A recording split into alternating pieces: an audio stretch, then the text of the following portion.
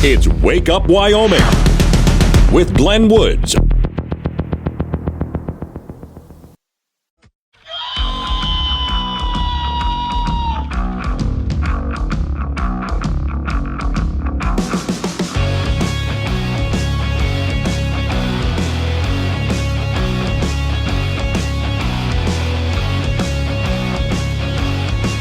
Six the time. It's Wake Up Wyoming. It is a Thursday, which means I can see the weekend from here.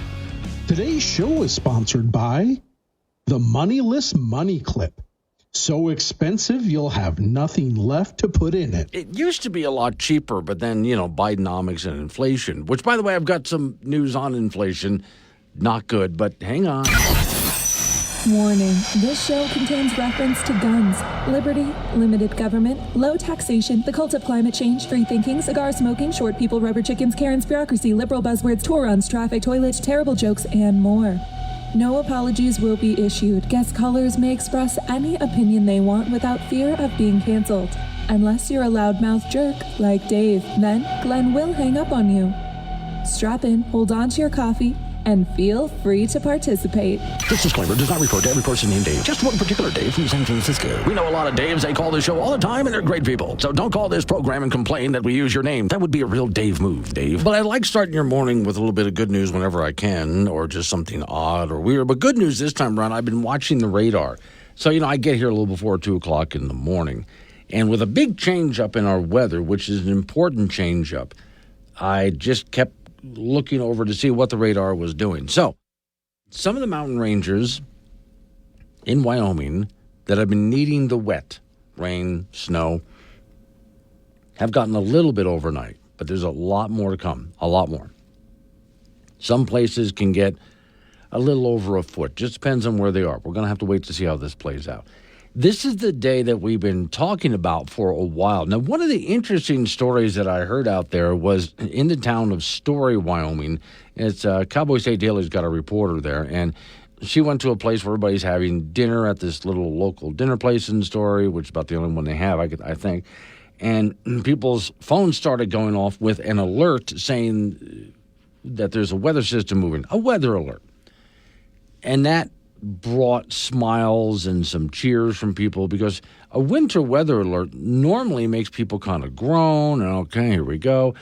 But no, this time around, the fire has been so bad in that area, the elk fire, that they need something. They need help from Mother Nature. And finally, here it comes. Now, again, watching the radar this morning, it's just getting underway. They already had one band of some kind of precipitation pass over. Another one's trying to make its way up the west side of the mountain right now. More on the way.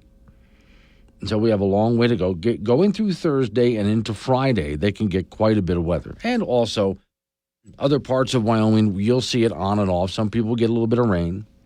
Some snow in other areas. It'll be kind of slick in some places. Temperature is definitely going to drop. So this is your first real test of any kind of a winter system. But what's nice about it is it will be hitting the places that we want to hit. The Togety Pass area, as an example, and up in the Bighorn Mountains, as an example. Now, and I was getting the latest update before I got on the air this morning, not enough to put the fires out. These fires are too big, way too big. But definitely enough to get the firefighters what they need to give them a leg up on it, maybe even to help them put out some of these fires. We'll see how this plays out. It's more than one system, too. It's a system that passes, and then some of it kind of comes back and hits us again. Then we get into next week, and we'll see what happens next week. Now, while I'm talking, another system could move in.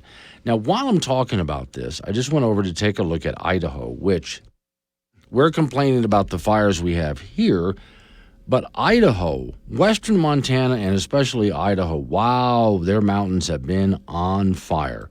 So with that in mind, I'm going to head on over to the radar again and just take a look at what's happening in that area, because I'm so glad to see that weather finally move into Wyoming, but let's see what's at. Yeah, okay. This is good. So the mountains in Idaho they've already gotten some, and more is on the way for them as well. Now, again, it's not going to be a cure-all here. It really is not. But it's certainly going to be helpful. Now, while a second band of wet is trying to make its way up the back end, the west end of the Bighorns, Jackson is currently getting snowed on, and the Togety Pass area, for those over there in Du Bois, you know that if you look up, well, you can't really look up now, it's dark, but up into the mountains, some rain and snow is coming down. In fact, one of the things I'm going to do while I'm talking to you is I'm going to swing over to, I like that YDOT has this. You can go over to the YDOT website and take a look at road conditions. Now, by the way, they've already closed because of winter in advance, Beartooth Pass, but that section of highway from above Sheridan, Highway 14, which is Ranchester, Dayton, and then above Dayton, Highway 14 is closed up to the top of the mountain. It did extend all the way down the other side of the mountain, but they've opened that up. But if you live in the Story area, there's a road that goes into the Story area off of the interstate system out there, and that one is closed. That's Highway 335. And they closed that because of smoke and fire in the area, which is why the town of Story has been so worried about fire coming their way. Okay, so looking at YDOT right now, yeah, those are the places that are closed because of fire. When it comes to any kind of snow, I-80 will see some impacts of this weather during the course of the weekend, not right now. And I doubt it'll close down. Morning. Speaking of I-80 John, Granite Canyon. Morning, Glenn, he says. So, yeah, you might keep me abreast on that because not yet, John, but at some point during the course of the weekend. Maybe tomorrow I'll be talking about some impacts on I-80. But right now this system is just moving into the area, and that's all we have closed so far when I take a look at the YDOT map.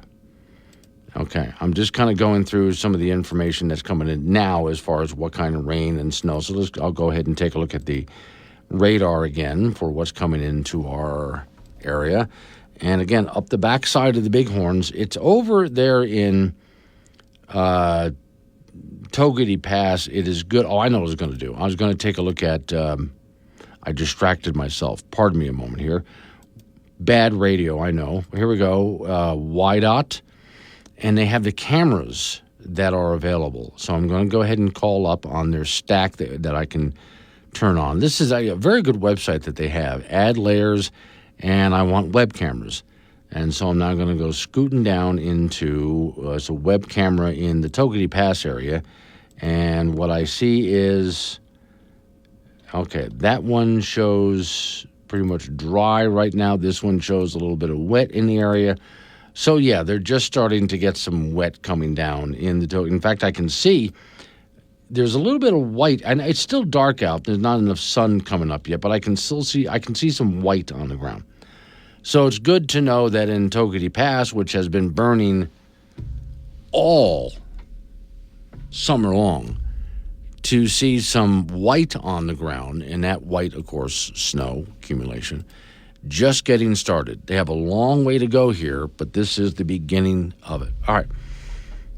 Now that we're caught up to speed on that, and I'll be watching it all morning long, I came across something which I think is probably about the dumbest story that I'll give you so far this year. And we've had some doozies, but I think you'll like this one. You know how people are using pronouns these days, like she, him, her, them, theirs?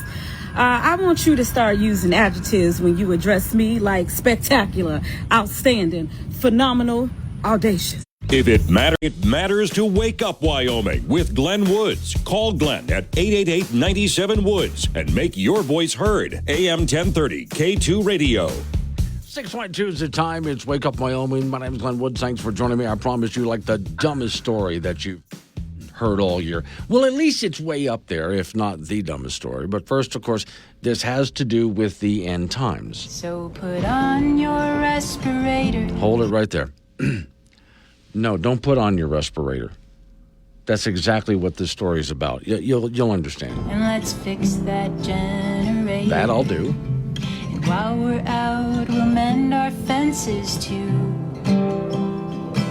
See, I'm not afraid of dying, just got reasons for surviving. I want one more day in the apocalypse. So here's the story. I couldn't believe this when I came across the headline. It's from the Stanford Report. I know that's a news outlet you guys read all the time, right? All right. Is your asthma inhaler bad for the environment? Yeah, that's right. If you have asthma and you have an inhaler, and so you want to do things like, breathe. That would be nice, right? Okay, so you have a asthma inhaler. New research finds Metrodose inhalers, the most commonly prescribed in the U.S., account for 98% of the emissions attributed to inhalers. Oh, God. All right. It is such a tiny puff, the story says, that sprays out of an inhaler to ease breathing. But each dose contains the most potent greenhouse gas known, and it all adds up. Well, before I read on, so does just exhaling in general. And God knows what you had for dinner last night. That probably caused some greenhouse gases too. But all right. By the time some inhalers are used up, they've emitted as much greenhouse gas as the average gas-powered car being driven 60 miles. I seriously doubt that. I'll read it again. You tell me if you think this is true. By the time some asthma inhalers are used up, they have emitted as much greenhouse gas as the average gas-powered car after being driven 60 miles. Again, doubt that. In total, more than 70 million inhalers are prescribed in the United States every year. Together, they contribute to more pollution to the atmosphere than electricity use of 200,000 American homes. So the comparative data points and highlights a new study published in the Journal of American Medicine, JAMA is what they call it, by researchers at Stanford Medicine, University of Michigan, and the National Health Service of England. The team used data from the U.S. Centers for Medicare and Medicaid Services to determine how many prescriptions of different types of inhalers were prescribed to Medicare and Medicare beneficiaries in 2022 and calculated the total greenhouse gas emissions of each. It's not saying, though, what greenhouse gas. If it's CO2, then breathe on. Because, again, that's not a pollutant. But reading on. I mean, was it methane? What are they talking about here? All right. Quote, there was really a wide range of emissions between different inhaler types, and it turns out that in the U.S., we're still mostly prescribing the inhalers that are the worst when it comes to emissions, according to a clinic assistant professor of pulmonary allergy and critical care medicine and first author of the paper. Well, there are some easy replacements for these inhalers, and we hope patients and providers will consider them.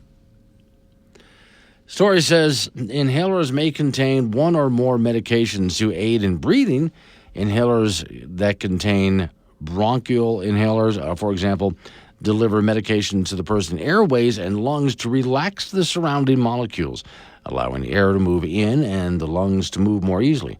Inhalers commonly prescribed to people with asthma or chronic obstructive pulmonary disease to prevent shortness of breath. In studies carried out in Europe, researchers showed that Metrodose inhalers have high levels of hydrofluorocarbon propellants, which are thousands of times better at trapping heat in the atmosphere than CO2 and are key players in accelerating global warming. It's in part because the data of the National Health Service of England, they have, Sweden, Canada, they have policymakers that want to address this. And then there's a section here, quantifying greenhouse gases, and it talks about different inhalers and what they use. Rianne from Fort Danger. Let's see. Tim apparently made a multi-bean soup.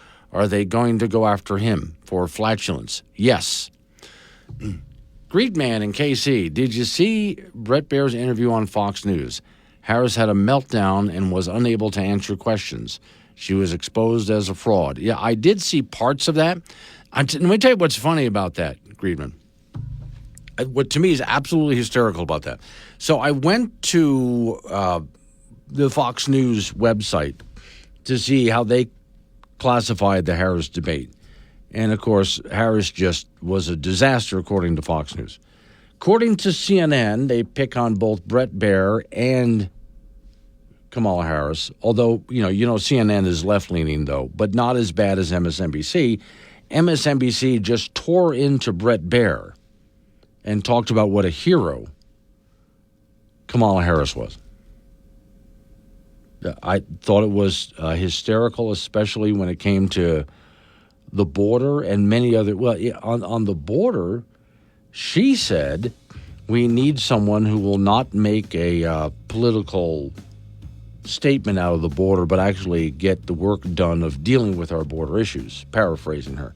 And I'm thinking, oh, you mean like Trump, because you have made a political statement out of the border and have not been dealing with the issue. But okay. All right. Now, I didn't see the whole thing, but I thought she looked really bad.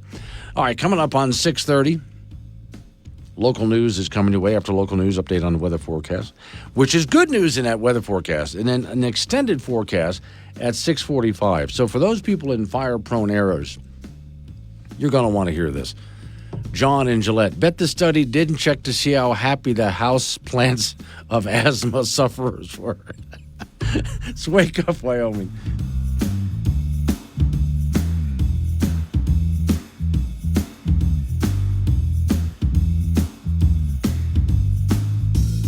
News and weather together at the top and bottom of every hour. This is Wake Up Wyoming with Glenn Woods on AM 1030 K2 Radio. 6:36 the time. It's Wake Up Wyoming. Okay, so all of you Trump supporters out there, if you will, I know it's early yet. You're still working on your coffee. If you would stand, please. If you're wearing any kind of cover, ball cap or whatever, please remove it. Put it over your heart. I assume it's a red ball cap. With MAGA written on it. Okay, you may be seated and return to your coffee. You're just going to love this story. So we go to a Massachusetts town. Now, this Massachusetts town, of course, that's Liberalville, right? I mean, Massachusetts is as blue state can get. So in this Massachusetts town, there is a big water tower, big round water tank at the top, like you normally see in a small town. Somebody, rather than taking a Trump sign and sticking it in his yard, went and got a projector, and it just perfectly projects Trump 2024, just like a yard sign. You know, with the square and the stars at the top and the bottom of the square and the Trump 2024 in the middle of that. Here's the story. Fines of $100 a day and a cease and desist order aren't stopping a Massachusetts resident from projecting a Trump 2024 symbol onto the town of Hanson's water tower.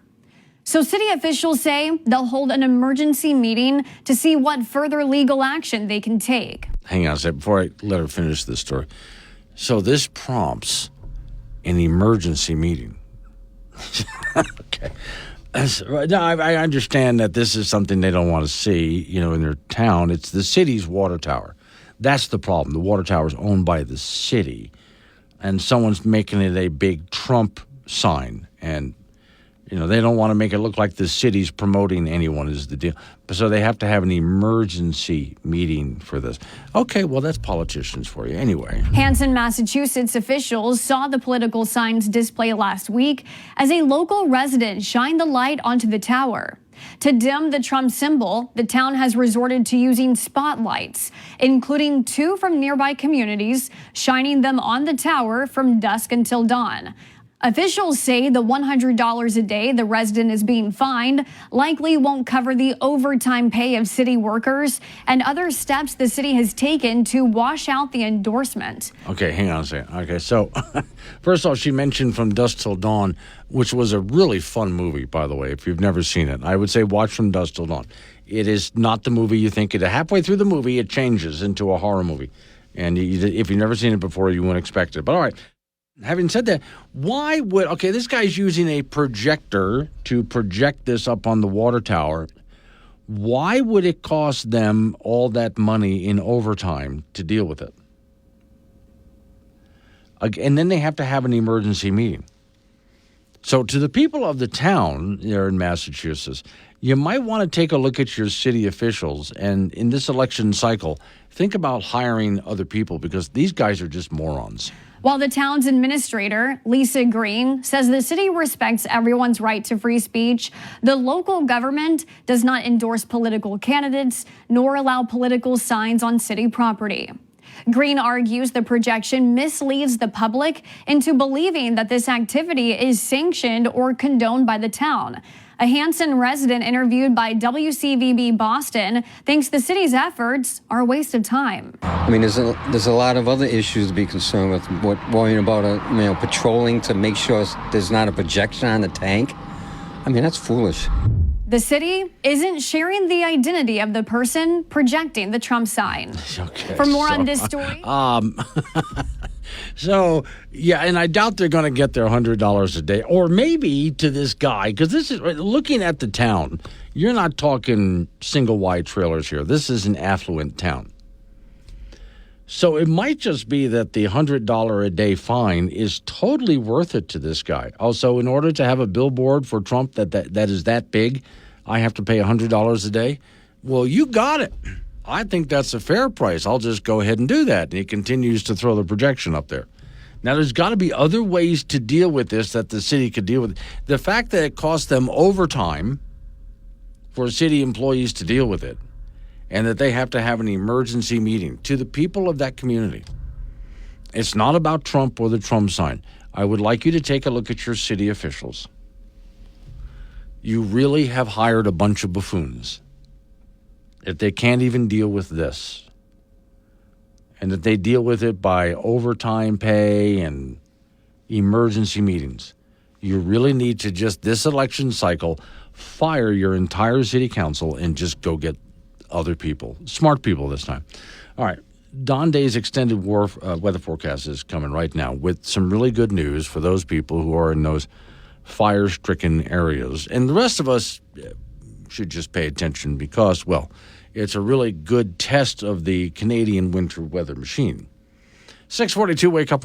When you need to know quicker than the morning paper or the 5 o'clock news, you need Wake Up Wyoming with Glenn Woods. Mornings on K2 Radio. It is Wake Up Wyoming, which means over to the icebox we go. Frank Gambino is waiting. Hang on, wrong one, Frank. You're already in the studio. Here we go. That's the one I wanted. Hey, Frank. Is he in there? Wait a second.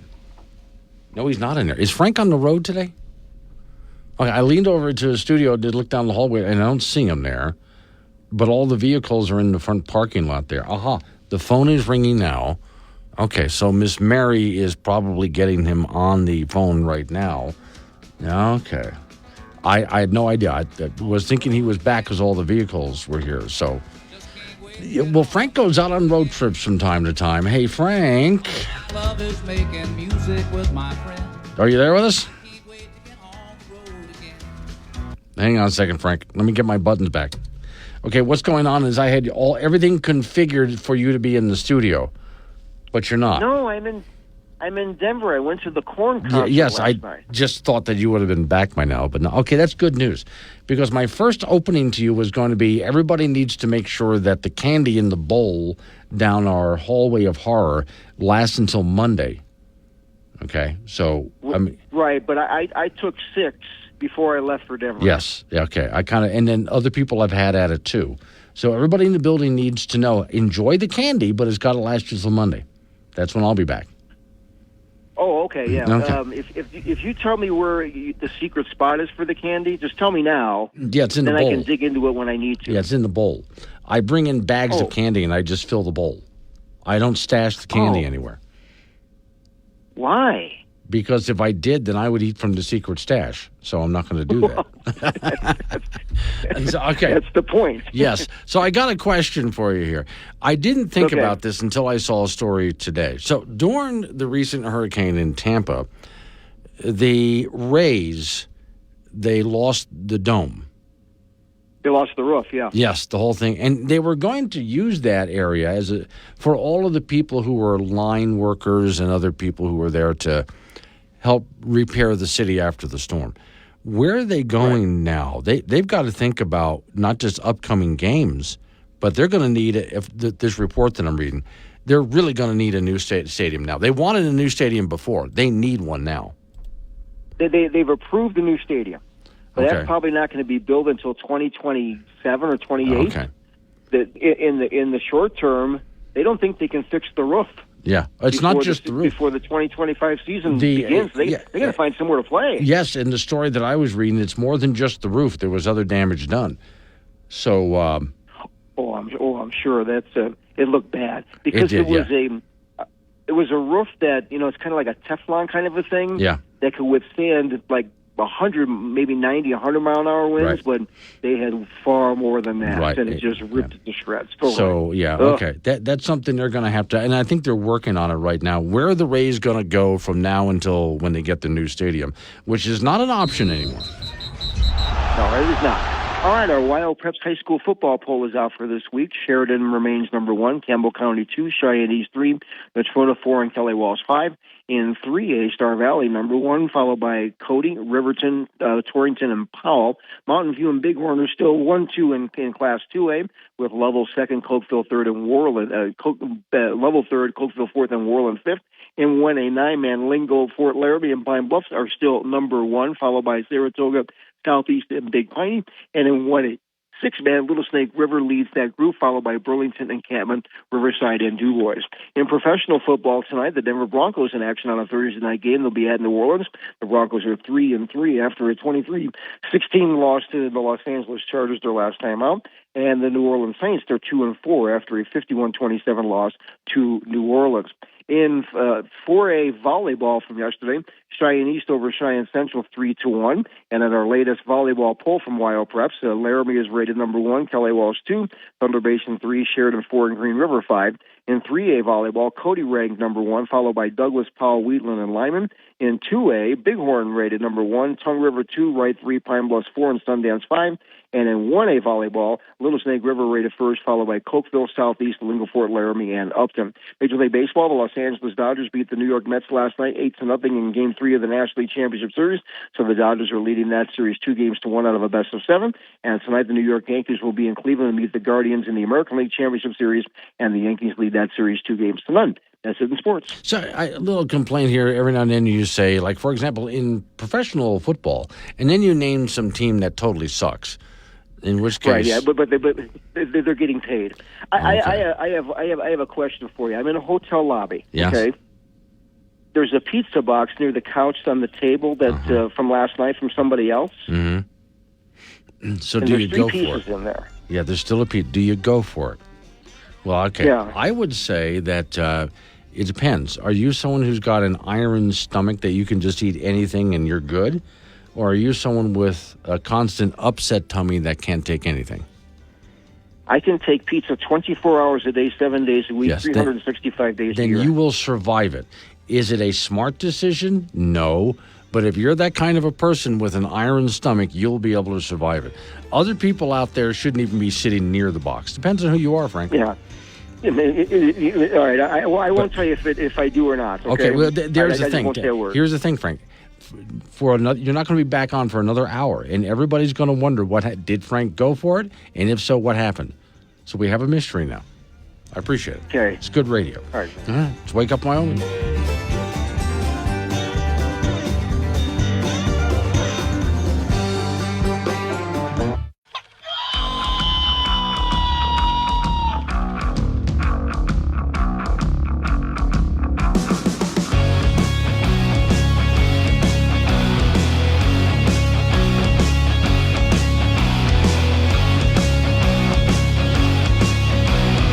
7:06 the time. It's Wake Up Wyoming. It is a Thursday, and I swear I can see the weekend from here. Today's show is sponsored by the Moneyless Money Clip.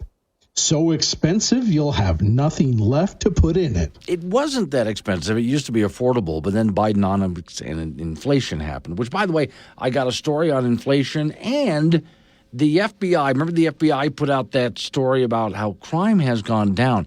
Yeah, well, they've corrected their numbers, just so you know. But anyway, Warning, this show contains reference to guns, liberty, limited government, low taxation, the cult of climate change, free thinking, cigar smoking, short people, rubber chickens, Karen's bureaucracy, liberal buzzwords, tour runs, traffic, toilets, terrible jokes, and more.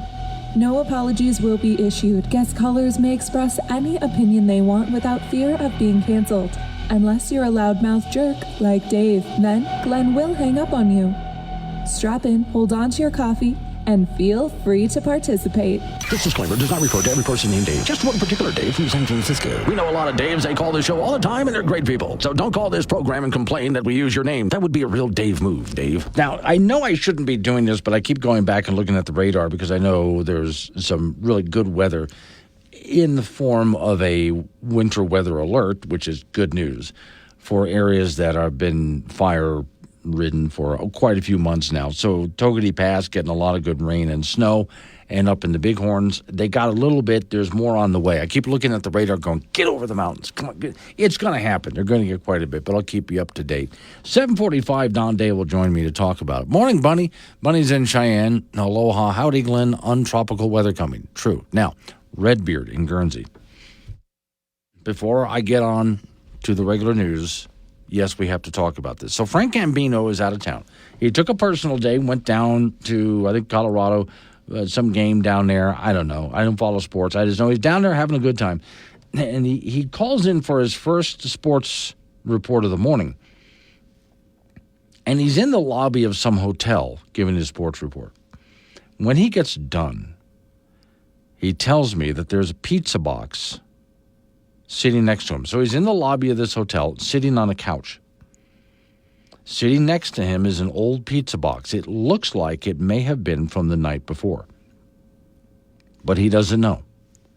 And there's one slice left in it. And he's tempted. He wanted me to know that. So I told him we have this hour to wait to find out what decision Frank makes. Because that piece of pizza is tempting. Does he go for it? And if he does go for it, what happens to him afterwards? To that, Redbeard in Guernsey said, did you question the me next old day pizza during your college days? No. No, I never did question. But then again, here's the thing. If you walk into a college dorm, kitchen, stuff like that, and there's pizza laying there, this is what Redbeard's getting at. And it's a pizza box that's been sitting there for God knows how long and who had the pizza. But you were in college, and so you probably just had a slice, right? Redbeard says, no, it's the better breakfast. I do like cold pizza for breakfast, that's true. It's a better breakfast than what's better than most of the free motel breakfast, which I agree with. Because if you go, when they say they have a continental breakfast at a motel or a hotel, I usually go, ew. I've tried the continental breakfast at most places, and even when I want to just do some bagel and cream cheese, it's like a white bread bagel that's not even good, and then they have the crappiest cream cheese because they don't want to spend a lot of money. They're going to give us a, put it in air quotes, free breakfast. They're not going to give us the good stuff. So that suspicious pizza that Frank was looking at is probably better. I should have asked him, does it look like there's any mold on it? Then you're probably good. But mainly I want him to go for it because we, the audience, needs to know what happens next. So there you go. All right. We'll keep you up to date on the snow as it moves into the area, which is good news for the fires, and we'll keep you up to date on that today and tomorrow. All right, here's a question that I asked you. Oh, my sister from Lake Wales. Sister found her long-sleeve shirt for our 65-degree cold morning. See, now there's the thing, sister dear. I posted a meme up on my personal Facebook page. 2 pictures in it. The top picture shows a bunch of Spartan soldiers from the movie 300 charging into battle. And that's Floridians when a hurricane's coming. I'm not getting out of the way, not letting any damn hurricane scare me. And they just hunker down and wade through it. But then the temperature drops to 65 degrees, and it looks like the Monty Python movie, The Holy Grail. Run away, which is accurate for Floridians. So, yeah, we're going to get temperatures down into, well, it's going to be cold enough to snow in most of the state. So And that reminds me, I've got to hit the road and head to Cheyenne, and I've got to remember to swing by the house and pick up a heavier coat just for all of that. Okay, now, the question, this is the real news stuff. Of course, for most of us, the real news is what happens to Frank Gambino and the pizza. But all right, from Wildfire, I asked this yesterday. Should taxpayers give $7.8 million to corporations to comply with the state's coal carbon capture mandate? Now, you already know my answer on this, but let's read it real quick. Wyoming's top energy development agency has recommended Governor Gordon allocate $7.8 million in taxpayer money from the state's Energy Matching Funds program to Rocky Mountain Power and one of its engineering partners. See, I don't think the state should have a $7.8 million taxpayer money energy matching funds. I don't think we should. I know a lot of people would disagree with me on that, but I don't think. I like a free market. I mean, really a free market. But that's more of the libertarian to me. The Rocky Mountain Power and Eight Rivers project was slated for funding focus on building engineering designs to determine whether it is technically and economically feasible to retrofit coal power plants with carbon capture to meet the controversial mandate imposed by the legislator championed by Governor Gordon. And my answer again should be, no, we should not be doing this. The Wyoming Energy Authority, which vets energy matching funds. So in other words, they're saying the state mandated it, so is the state going to help us? The Wyoming Energy Authority, which vets energy matching fund applications, has also recommended $4.7 million to HF Sinclair to upgrade and expand a gasoline production unit at the Parker Refinery in Sinclair. The agency provides only 10 days for public comment. Well, that's convenient, just 10 days.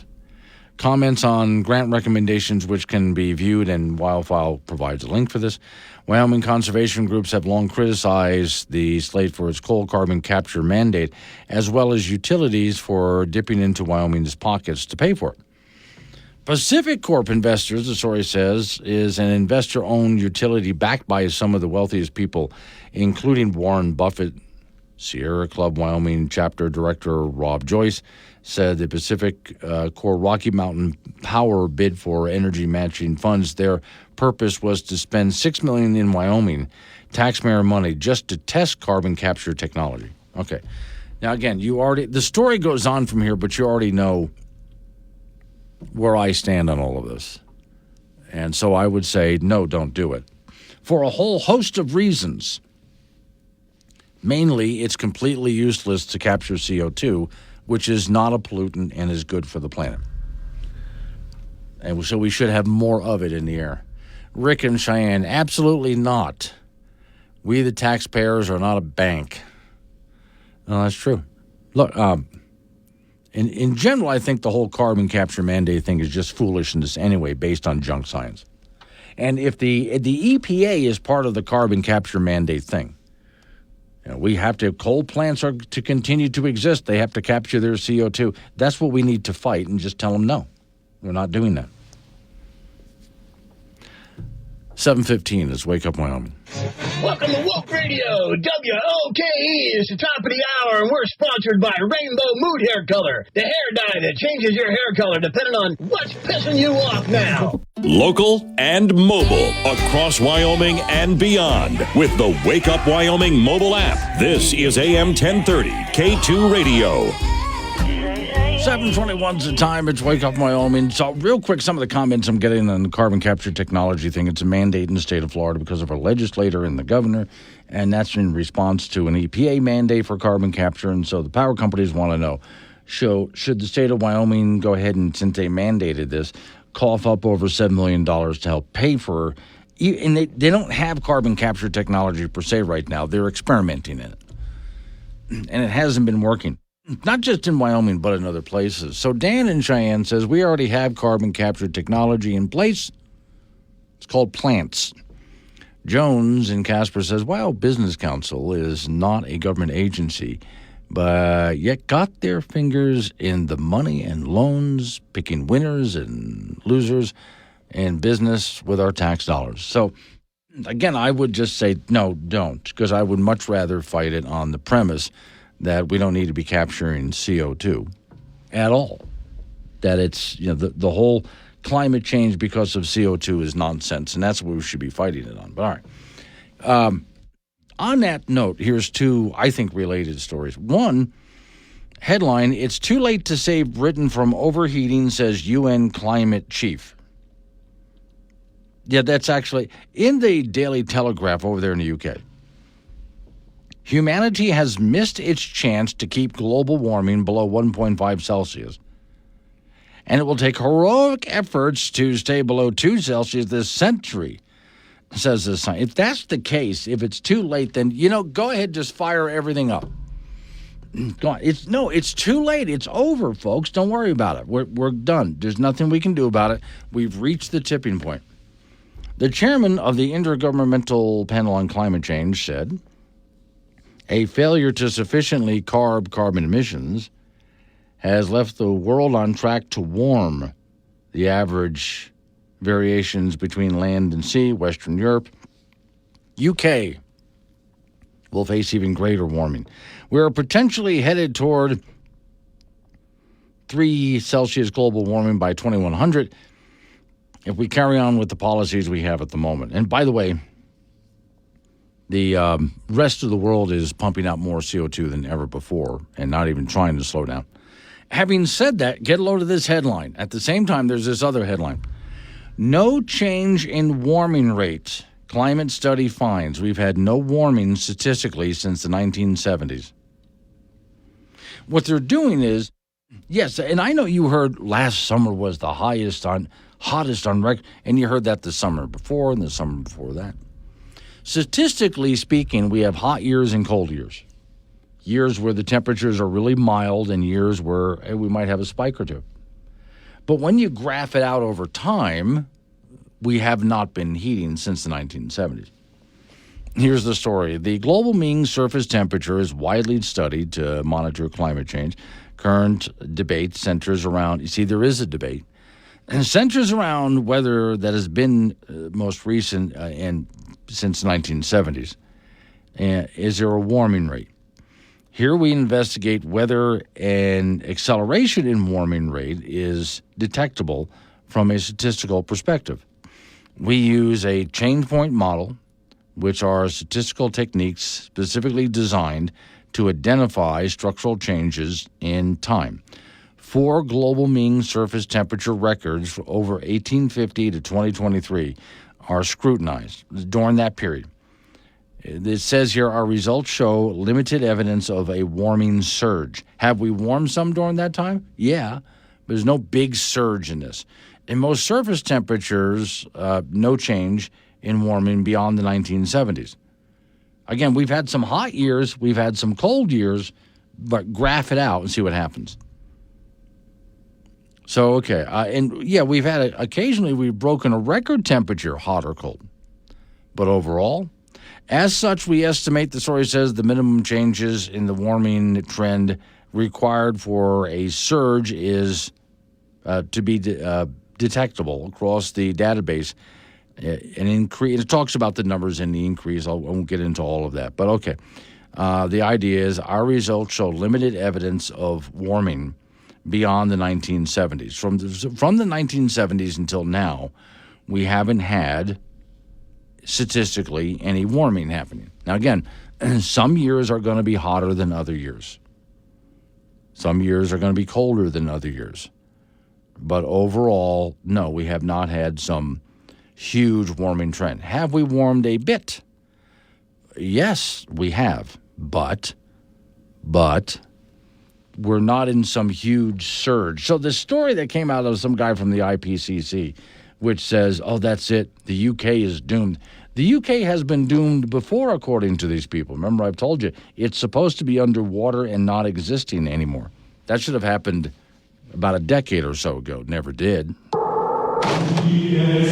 Welcome to the Church of Global Warming. Sorry, I just came in to get out of the cold. You don't mind, do you? Well, The cold outside is due to global warming. Wait, wasn't this the same church that said that this part of the world was going to be a sandy desert by now? Global warming works in mysterious ways. Right, kind of like God works in mysterious ways. Hey, careful how you talk about the Obama. You know, I think I'll just wait outside and suffer in the driving blizzard. Besides, it's freezing cold in here. That's because global warming froze over the wind turbine blades in the clouds, and snow and ice cover the solar panels, you idiot! By the way, on the whole discussion of CO2, one of the reasons that I just stand firm, I'm going to be very stubborn about it.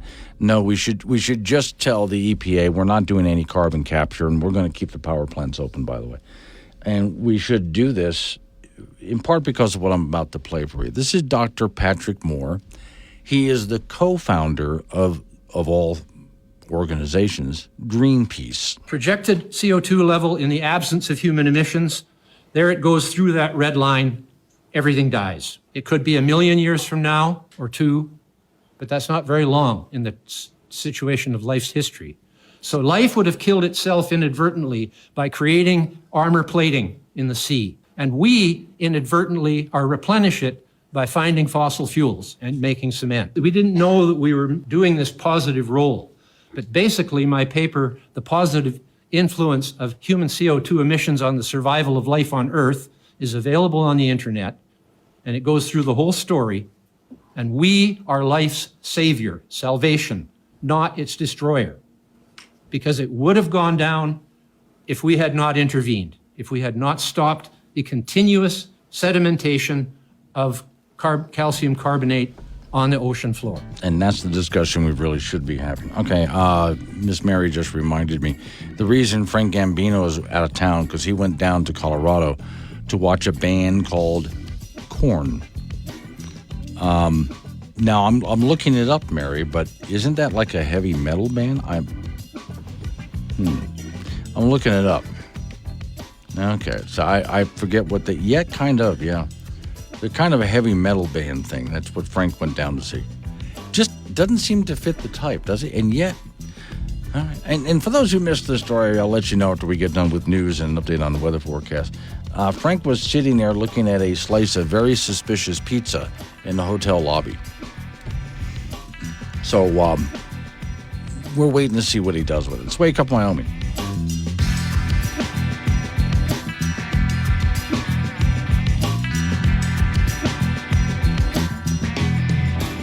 Highs. Got something to say? Call 888-97-WOODS or chat with Glenn on the Wake Up Wyoming mobile app from K2 Radio. 7:36 the time. It's Wake Up Wyoming for our friends up there around Sheridan, Story, places like that. I keep looking at it. I shouldn't do this, but I keep doing it.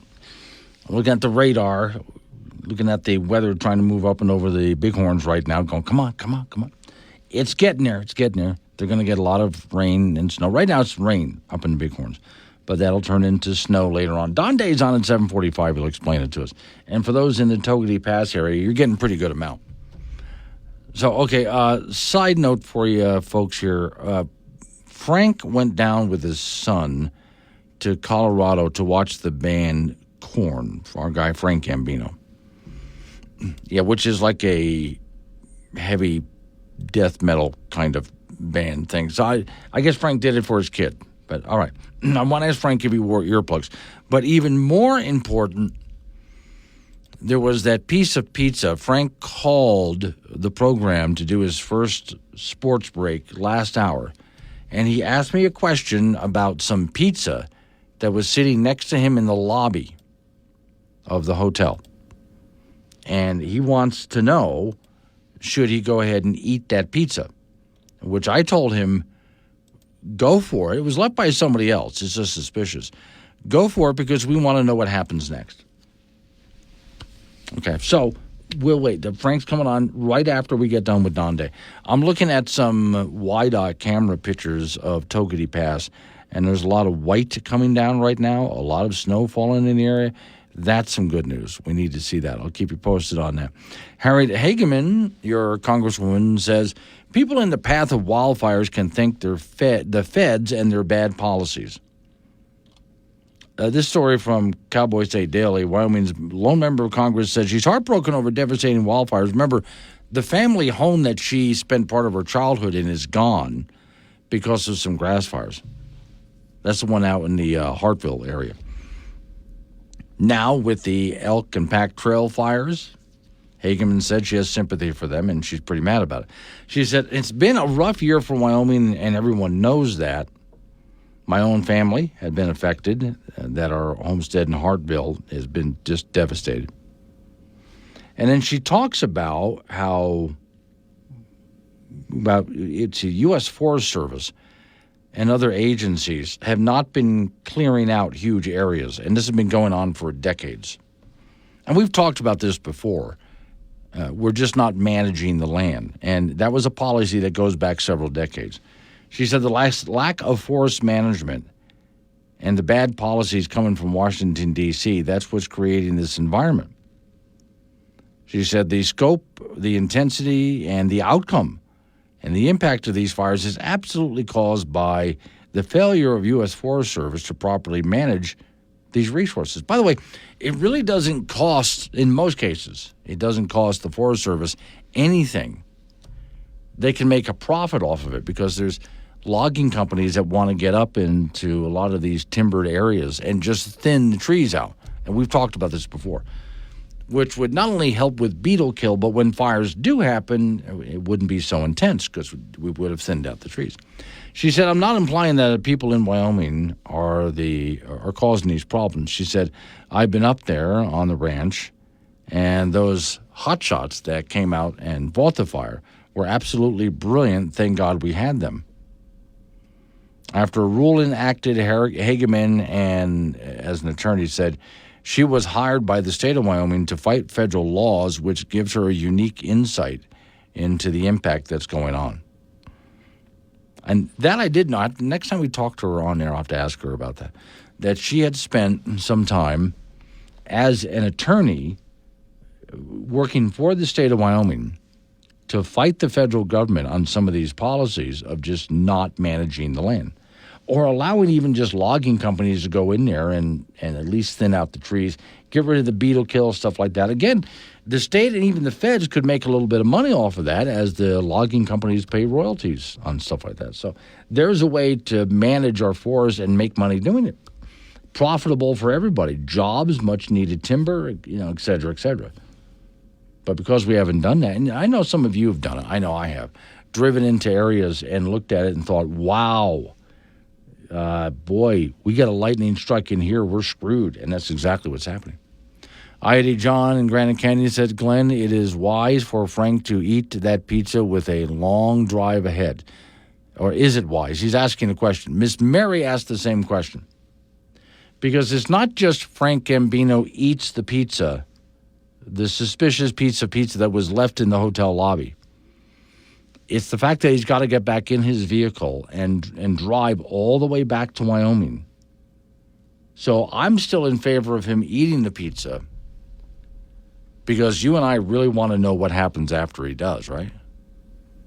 Okay. Mostly, it's a scientific study, right? That's what we're after here, right? This is science? Okay. 742, Wake Up. Now, Glenn Woods fits in your pocket with the Wake Up Wyoming mobile app. This is AM 1030, K2 Radio. 7:45 is the time. It's Wake Up Wyoming. All right, this is the man we've been wanting to talk to. Don Day's on the line with us. Don, I'm doing what I know I shouldn't be doing, but I keep doing it. I keep going to the radar and looking. I know there's already white stuff falling over Togety Pass, which is good. I keep looking at the weather, trying to move down into the Bighorns, and I'm going, come on, get to it. But we've got a little while, don't we?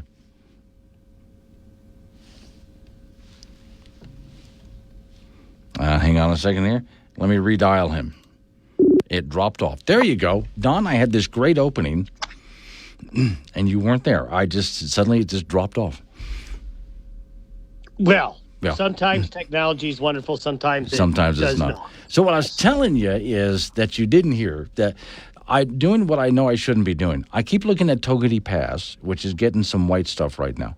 Then I look at the weather in the Bighorns, and it's working its way up and down toward where we need it. But I'm going, come on. But I just need to be a little patient, right? slow and steady wins the race always. Okay. Yep. As you for Star Wars fans, patience, young Padawan. Yes. Well, okay. Let's take a look at some of that patience. Good news is western Wyoming is getting some of that much needed wet. Right. And, and it's good that it is moving slow because it's going to be a system that's going to stick around for not a day, but for 2.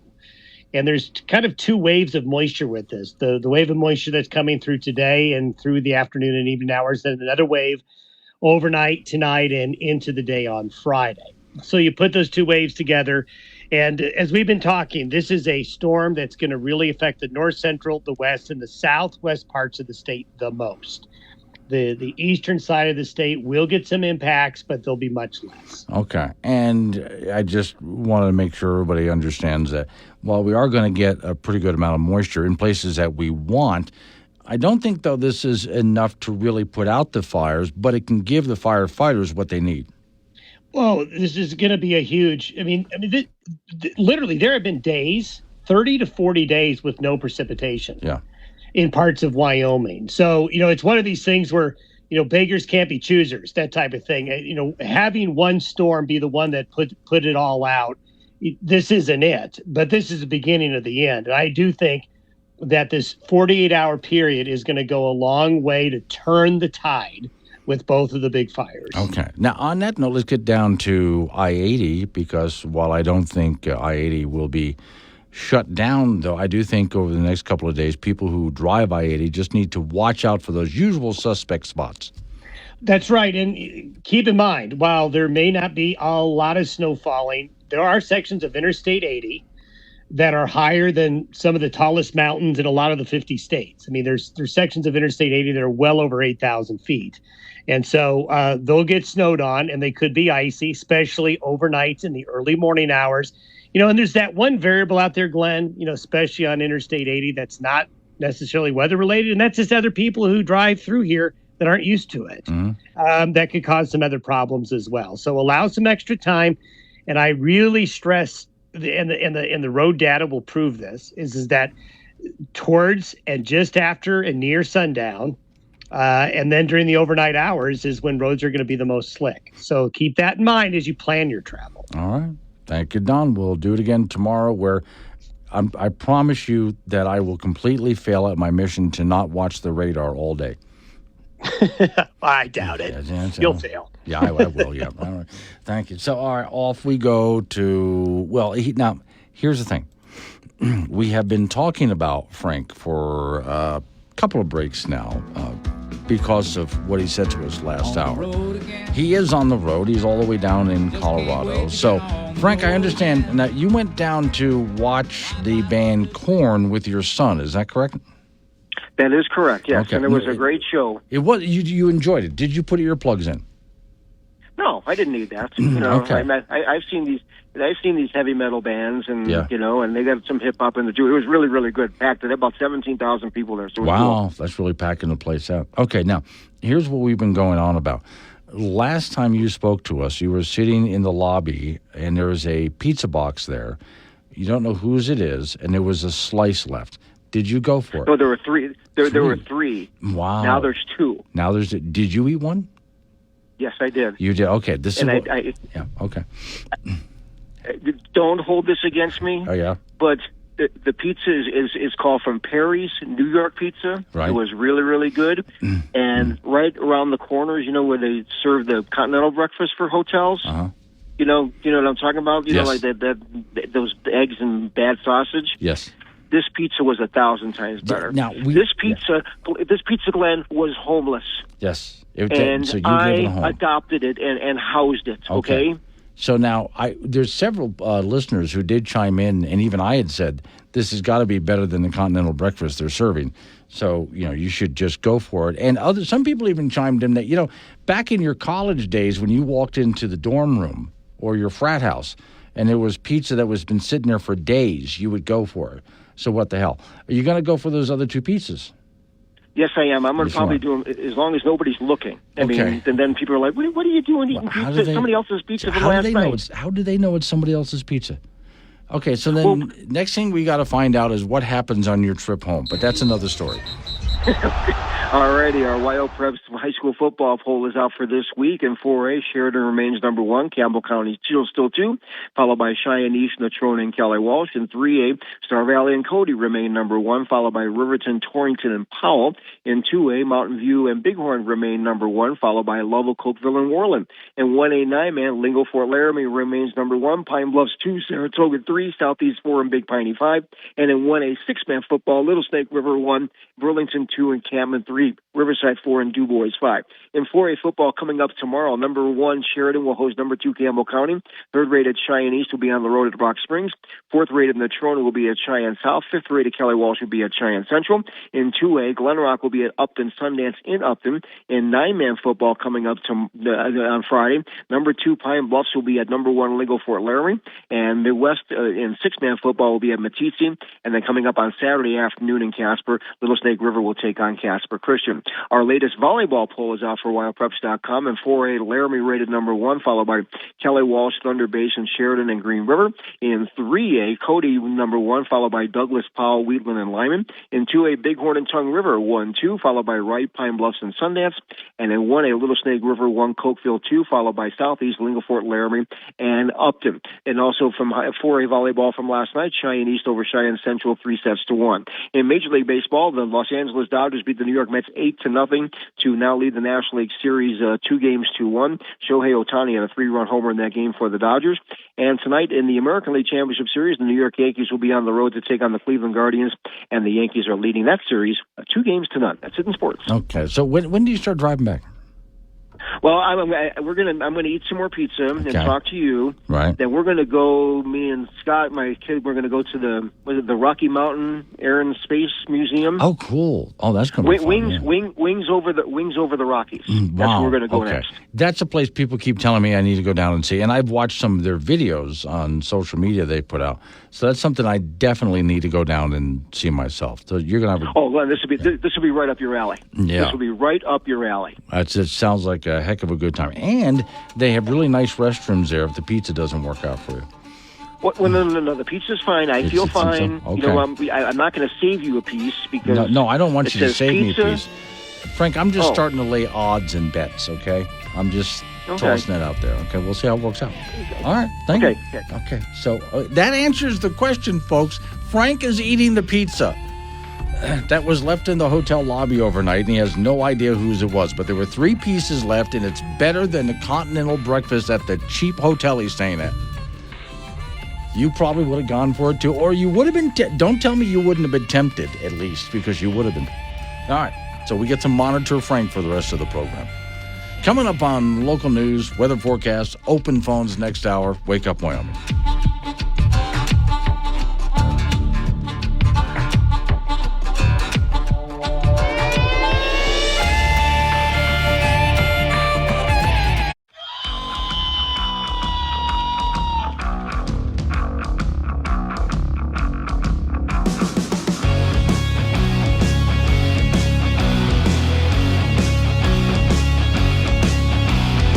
8:06 the time. It's Wake Up Wyoming. It is a Thursday, and I swear I can see the weekend from here. Today's show is sponsored by the Moneyless Money Clip. So expensive, you'll have nothing left to put in it. It wasn't expensive before, but then Bidenomics and inflation hit, and now nobody can afford it. So, okay, open phones. Warning. Wake Up Wyoming is about to enter daily open phones. This means that anyone will be allowed to call in and talk about anything. I mean, imagine if we actually allowed you on air to say anything you wanted. Scary, right? Well, we're just that brand of crazy. If you are offended by what other people think, then maybe you want to tune out right about now. Just saying. If you should choose to call, just remember, the more funny and interesting you are, the longer Glenn will keep you on the line. Obnoxious jerks will be hung up on.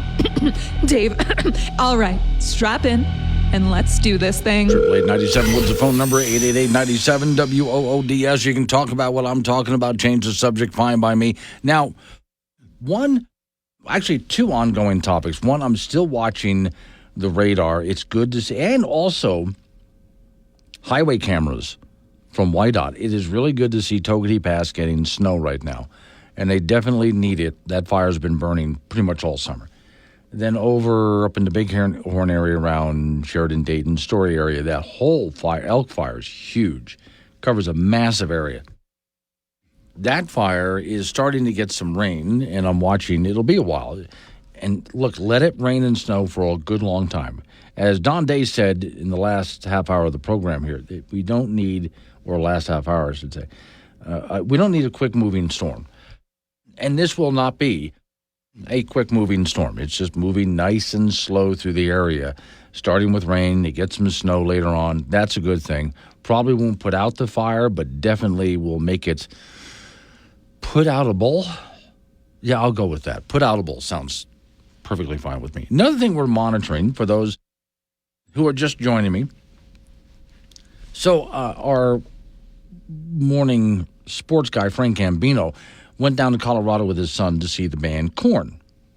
Yeah, he enjoys concerts like that. I didn't picture that to be Frank's kind of music, but he really had a great time. So, okay. When he calls us for his sports report in the first hour, he asks a question. This is like at 6:53 a.m. He asked me a question. As he's sitting in the lobby of this hotel doing his sports report over the phone to us, sitting next to him, he's on the couch, next to him on an end table, is a box of pizza that somebody left there. And there's 3 slices left in it. Now, does he eat the 3 slices? And you folks started giving advice. Some of you even said that, look, if you went to college and you walked into a dorm or your sorority house for you ladies or whatever it might be, you know, and you saw a box of pizza there, you would go for it. You don't know whose it was, how long it's been sitting there. I pointed out just a few minutes ago to someone here at work, if you walked into the kitchen at work and there was a box of pizza that had been sitting there for who knows how long, but it's sitting here at work, and you would go for it. And Frank had a piece, and he admitted that it was better than the continental breakfast they're trying to serve everybody. 3 pieces in there, he's going for it. So now we wait to find out what happens next to Frank after he's eaten this very suspect pizza. But I get it, though. It would have tempted anybody. All right. A little while ago, this is where I always say when news comes out, whatever the news is, wait. An example of what I'm about to tell you. In January, let's say, your government will release economic numbers. They want to tell you how the economy is doing. Unemployment, inflation, et cetera, et cetera, et cetera. And they release these numbers in January, but I always tell you, wait. I don't care if the numbers are something you wanted to hear or something you didn't want to hear. Wait. Because by the time we get into the end of spring, they're going to update those numbers and tell you that everything they said in January was wrong. And if you continue to wait, then by about this time in the year, as we get near the end of the year, they're going to look at those numbers again and say, we need to update those numbers that we gave you in January because they were wrong. And the update that we gave you was wrong, too. This happens a lot, which is why I never really trust those economic numbers. Now, let's move away from the economy. A little while ago, hey, Greg, are you out there? Greg, our friend in Laramie, gave this show a call and was talking about what the FBI had released as statistics involving crime and violence and so on. And the FBI report said that it was down. Well, I knew that was not true. First off, there was a Department of Justice report that said crime and the many different aspects of crime was way up. So they're contradictory reports. But also, just wait. I've been in this business long enough, never believe what you first hear. Here's the headline. FBI jukes the crime stats, quietly reverses. Story says, the Harris campaign has been touting the substantial reduction of crime under the Biden policies and the economy. And our experiences contradict the numbers. We know better because we're out here living it. Just like we know as we're getting new numbers now for inflation that show that, in fact, despite what you've been told, especially by the press and the Biden administration, you have been suffering under high inflation. Now new numbers come out from your own government that says that's true. Well, here's the FBI. We have seen an increase in crime here in America, but the FBI and the Biden-Harris team have been telling us, no, don't worry, we're fine. So, the latest. Guess what? Crime is not down 2.1%, according to the FBI's latest release of the numbers. They re-released the numbers. They just released a stealth edit, quietly releasing this, but now the news media has it. Violent crime is actually up 4.5%, according to the FBI. So, first the FBI releases numbers that says crime is down 2.1%. Now they've re-released that same report saying actually it's up 4.5%. The story says while the FBI originally released final crime data for 2022 in September of 2023, it reported that the nation's violent crime rate fell by 2.1%. This quickly became and remains a Democrat talking point. But the FBI quietly released those numbers, re-releasing data that shows violent crime increased in 2022 by 4.5%. New data includes thousands of more murders, rapes, robberies, aggressive assaults, etc., etc. We also know this is true because you and I have talked about the hordes of people that have gone into stores and just ripped off the store. I mean, let's just shoplift the hell out of this place. We've talked about that as well, but let's move on. Oh, also gang violence in cities and also illegal immigrants coming in. The Bureau, which has been at the center of a partisan storm, the story said, made no mention of these revisions. They just turned them out. Usually there's a press release with this. Not even, they just re-released the numbers, just put it up on their website. This was discovered because, well, there's some real reporters out there actually paying attention, and they saw the updates. The 2022 violent crime rate had been updated for inclusion, and 2023. There's no mention of the numbers increase in any press release. They just released it. After the FBI re-released its new crime data in September, a USA Today headline read, violent crime dropped for a third straight year, murder, rape, etc., etc. But these new numbers show, again, not just the opposite, but the opposite by a lot. The actual changes in crimes are extensive, says the story. The updated data for 2022 report that there were 80,029 more violent crimes. And then it talks about how many more murders, how many more rapes, how many more robberies, how many more aggravated assaults. And these are the ones that we know of that are... how many happened that we don't know of? Okay. So, no, we don't have crime dropping. We have an increase in overall crime, especially violent crime, by quite a bit.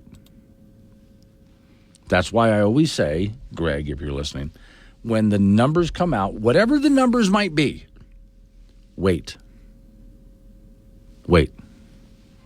Because usually the first thing you hear is bogus.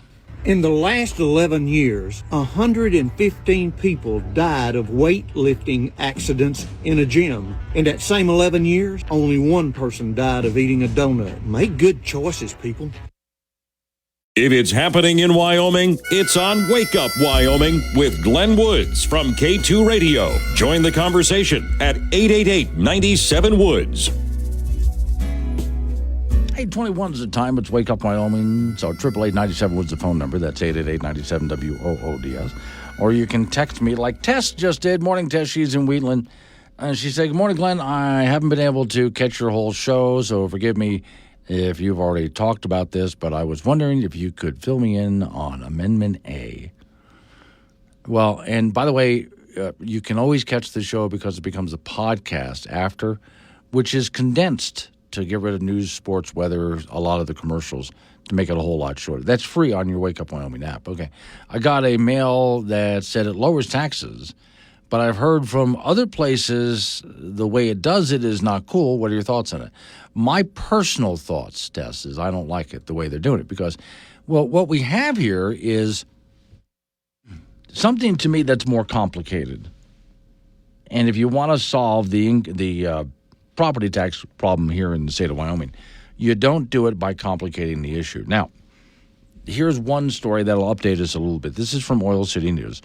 It says, during the 2022 general election, voters were asked to consider an amendment to the Wyoming Constitution that would remove restrictions prohibiting local governments from investing in stocks and equities. So there was that. But now this Amendment A, though, has to do with, in fact, let me back up a second. Amendment A, okay, to get some more current data on this. And I misspelled the word amendment. Oh, well, it corrected me anyway. So let me see. It would add a fourth class of property tax on this Amendment A. Wyoming voters will soon decide whether to separate residential real property into its own class of property for property tax assessment purposes. The constitutional amendment is on the general election ballot this November after the Wyoming legislature during this 2023 session passed a joint resolution that now puts the measure to the electorate for a vote. So, no, we want to change our Constitution. You folks have to vote on this. Amending the Wyoming Constitution to include more specific property tax classes and subclasses would mean that owner-occupied property residents could be assessed at a different or likely lower rate for property within the residential property tax class, such as a vacation home. Property tax relief and it talks about why it's been an issue and so on. So, okay.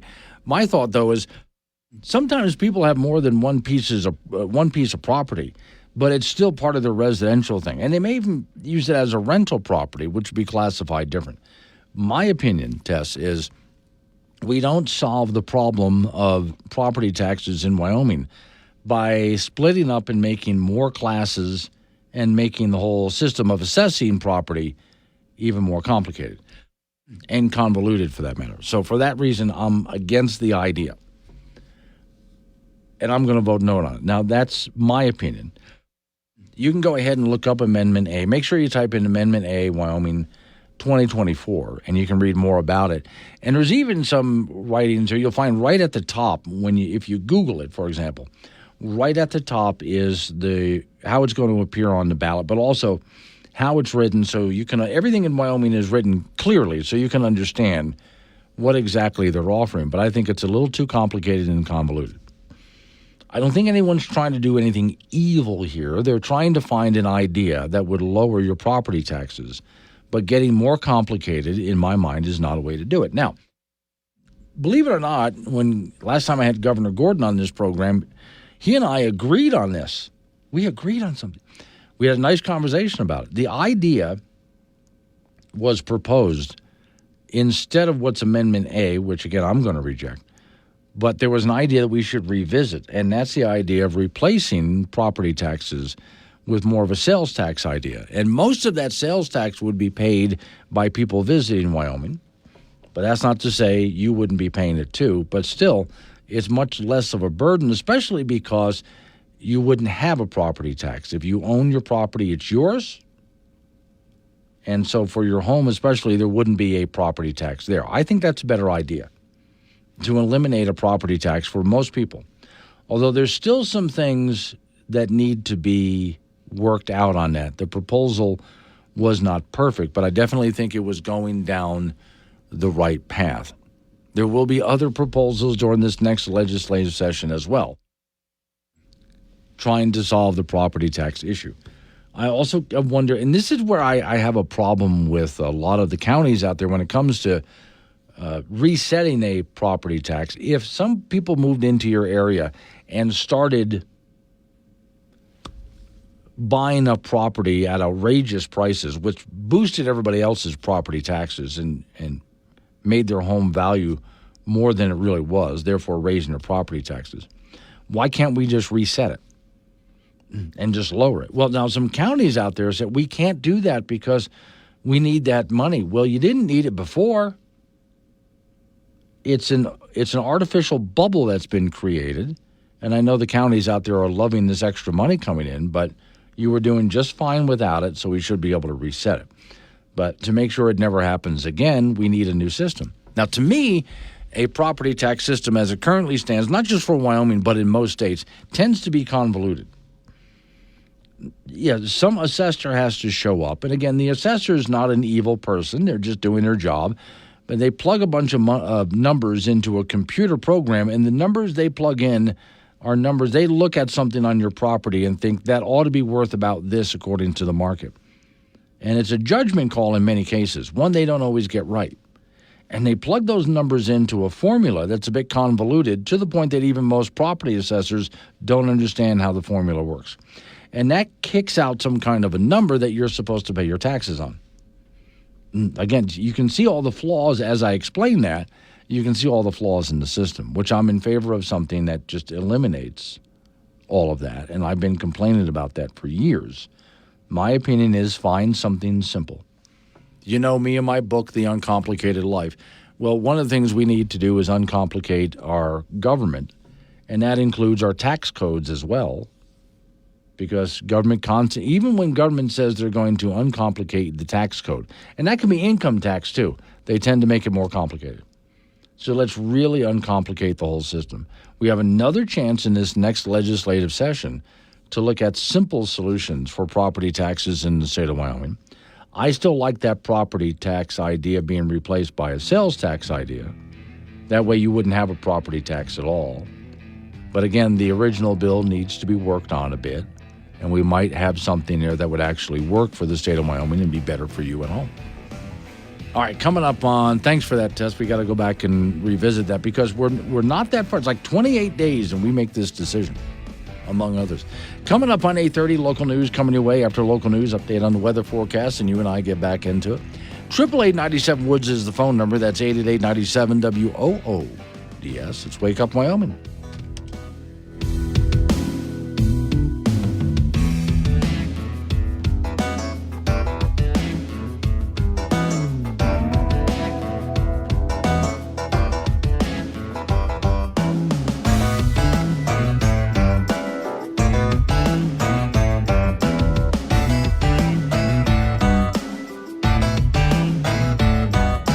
Where Wyoming comes to talk. This is Wake Up Wyoming with Glenn Woods on K2 Radio. Be part of the show at 888-97-WOODS.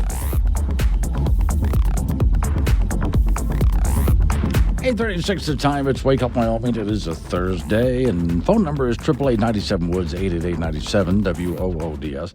Off we go. Laramie. Mike is on the phone to talk about Frank's speech. And now, hang on just a second, Mike. Let me get everybody up to speed. And Frank went down south of the border, which means Colorado, to enjoy a concert with his son. And so he calls in to do his sports report every hour from the lobby of the hotel they're staying in, which, Mike, I would assume is not the highest quality hotel. I'm just putting that out there. It's Frank, right? So I'm not expecting some really nice place. And then while he's sitting in the lobby on the couch, he looks over, and on the end table next to him is a box of pizza that's, I guess, left overnight. He's not sure. And there's 3 slices left in it. So Frank, we were wondering, is Frank going to go for it? He said it's better looking than the continental breakfast they put out. So he's been eating that pizza. All right, Mike, where do you think Frank's at this point? Okay, I don't believe a word Frank is saying. Okay. I want proof. Oh, okay. I'll accept 2 forms of proof. Okay. Either we get a wide shot video of Frank with the open pizza box and the slices, and you see Frank go in, get a piece out and eat it. Or we get a call from a hospital in Denver that he's been admitted for food poisoning. I'm going to say we're going to have to get the call because he's already eaten pieces by now. Oh, so okay. We're going to have to wait for the calls. Or now they're going to go to that Air and Space Museum there in Denver, which I have to go visit myself. If his son is with him, if we can get his son to admit to how many times Frank makes a run for the bathroom. Okay, then I'll believe. Yeah, that'll be fine. Yeah, okay. But you're just... Then I will believe. Then, okay. So I'll keep you posted. Okay, like I said, with regard to this, I'm a skeptic. I get it. I completely get it there. But I wouldn't put... Oh, yeah, and go ahead. Today is your last day to go to the Toyota dealer in Laramie and get your free garlic to fend off the fang. All right. Thank you, Mike. Now, while I was talking to Mike, let me tell you something I've been watching on the ridiculously large television that they have in the studio here. From Polk County, Florida, there is a sheriff who's holding up a board that has a bunch of pictures of illegal aliens. Now, where I left off, he was telling the story of how one young lady just walked across the southern border, I believe it was in Texas, and they set her down because she just walked across the border, which is illegal, by the way. She's supposed to enter through proper channels. And she was brought into some big facility with a bunch of other people who had done the same thing. And they had her fill out some paperwork. And they told her that that paperwork is now your document so you can go ahead and travel. And she can go. And then they told her of the government benefits, Medicare, Medicaid, and all sorts of other monies that she can get. And she chose to take a bus up to Chicago. Now, once in Chicago, she couldn't find employment. She decided to try Florida instead. So she got free travel to Florida, and I believe that was a plane ticket. Now she's in Florida after the hurricane, and again, she's existing on all of this free stuff that our government is giving her. Free medical, free Medicaid, free Medicare, and just money. And in the meantime, this sheriff is saying, the problem we have with this is Florida having just been hit by a hurricane. There's people here in real trouble, and they're not getting help from our federal government. And yet, this lady's just getting whatever she wants. The sheriff is now also holding up pictures of illegal immigrants that are in Florida that have committed crimes there as well. But they're just welcomed into the country. Here's the paperwork so you can go wherever you want. Here's free travel and free whatever else that you need. How are you guys doing with that, by the way, as you struggle to exist? All right. This is your Biden-Harris administration, right? Okay. Now, different topic for you. Justine Bateman. I am not big on celebrity names. I recognize certain faces when I'm watching a movie or a TV show. I'll look at certain faces and go, oh, I know that actor, but I don't know their names. And I don't know anything about their personal lives. But get a load of this when it comes to, I'm going to go back to the electric vehicle thing real quick. Justine Bateman, you'll recognize him as mostly a comedic actor, right? Tells Tim Walz, he's tossing his, Tim Walz, the guy who's running for vice president, he's tossing his Tesla because he feels like he's driving a giant Trump bumper sticker. No, I said this when this first happened. I knew this was going to happen. As soon as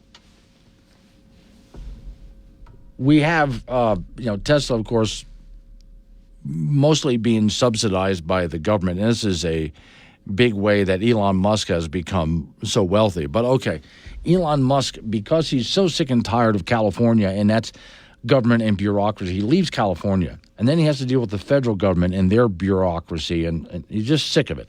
And so he becomes more of a libertarian-type conservative than anything else. And now he's a Trump supporter. And I said at the time that those people who bought and own Teslas are not entirely, but mostly leftists. And as soon as Elon Musk starts supporting Trump, a Tesla owner is going to feel really embarrassed driving around in a Tesla. So here's what he tweets. I don't want to throw undue shade toward Elon Musk, but I do. I got rid of my Tesla. I feel like I'm driving around a giant Trump bumper sticker. These people are unhinged, he said. And so he's getting rid of his Tesla automobile, or already has, because he just doesn't want to look like a Trump supporter, which to me says many people who bought electric vehicles, not everybody, but many people who bought electric vehicles bought them because they were virtue signaling. Much like people who walk around wearing masks. You've seen them in the grocery store and other places. They're walking around wearing face masks. And I have watched videos of liberals who have said, well, I wear the mask because I don't want to look like a conservative. So some of them are doing because they're genuinely hypochondriacs. Others are wearing the mask because it's virtue signaling. That's why they wear that. Now, both sides of the political argument do virtue signaling, to be fair. But yeah, to some people, driving an electric car is part of it. Now, while I'm on the electric car kick, one more thing. Virtue Motors, as in virtue signaling, Virtue Motors said Wednesday that car retailers were coming under pressure as EVs coming off agreements. We found as EV owners are trying to trade in, because eventually any car wears down and you want to trade it in. And we've talked about this before. It's worth so much less, they can't really use it as a good trade-in. In most car financing deals, this is not a problem for drivers. Provided they've kept up with their payments. For dealers, they call that being upside down. Have you kept up with your payments? Does the car look good? Okay.